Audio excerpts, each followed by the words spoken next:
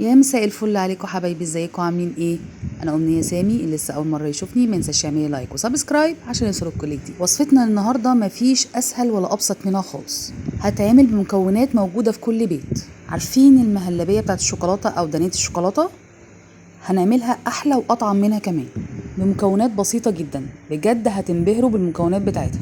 عارفين بواقي الكيكه اللي بتحجر منكم وبتنشف ومبقاش ليها اي لازمه ولا حد بياكلها؟ من هنا ورايح مش هيترمي ابدا. لما نجمع كل شويه كميه من الكيك نحتفظ بيه في كيس في الفريزر لحد ما هنجمع الكميه اللي هنعمل بيهم العظمه دي. فيلا معايا عشان تشوفوا الطريقه بالتفصيل.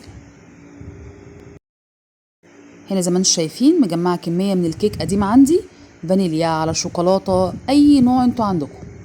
كل ما بيبقى عندي شويه كيك بحطه في كيس في الفريزر مقفول كويس قوي واحطه في الفريزر لحد ما اجمع الكميه اللي قدامكم. هنزل اول حاجه عليهم بكوبايه من اللبن واضربهم كويس جدا. انا هنا القوام عندي تقيل، انا عايزاه يبقى خفيف لان لسه هضيف عليه اضافات. هبدا ازود لبن شويه بشويه، ما ازودش الكميه كلها مره واحده. انا اخد معايا حوالي كوبايتين من اللبن. وبعدين اضرب الخليط كويس جدا. وبعدين هنزل عليه بمعلقه كبيره من الكاكاو الخام الغير محلى.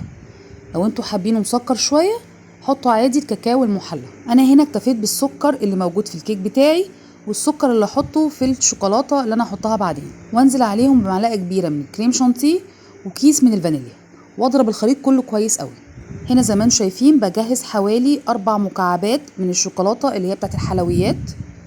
هنزل عليها شويه من الصوص اللي انا عاملاه ده وهدخل الخليط ده كله الميكرويف يسيح مع بعض.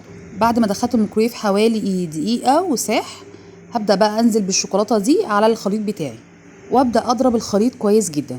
كل الاضافات دي بتتقل الصوص بتاعي. زي ما انتم شايفين هوريكم السمك اهو اللي انا عايزه اوصل له.